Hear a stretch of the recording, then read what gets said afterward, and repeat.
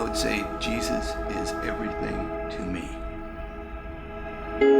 Well, I met the Lord through a set of circumstances where I was at work, and I brought my lunch, and I would go out and sit by the lake and just turn on the radio. And one day I happened to come across the radio that had somebody just reading the book of Psalms. I kept thinking to myself, nobody can write this kind of stuff.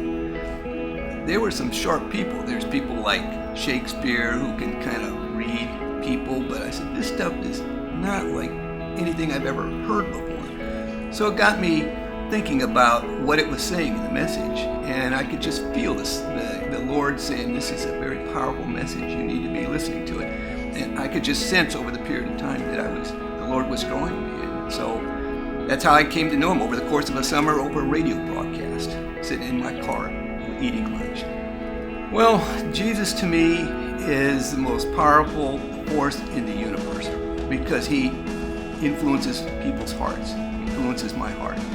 He's a helper now, and I can talk to him. My heart's desire is that people would know who the Lord is, that he would change their life also, and eventually, of course, in eternal salvation.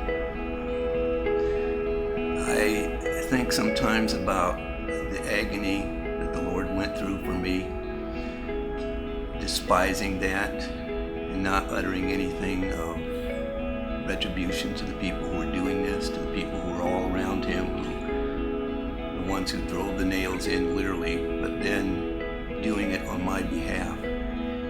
He didn't have to do that. He knew full well what was awaiting him when he came to earth. And certainly as he was growing up, these thoughts must have been in his mind, and the relationship that he's having with the Father as he's bearing my sin on the cross. It's just amazing that he would do that for me. Why me, Lord? I'm certainly not deserving, but I can't say anything other than thank you.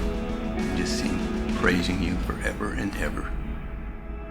When he puts out his arms and says, welcome home, and you look down and see his hands and know that he did that for you, how can you do anything other than just fall at his feet weeping?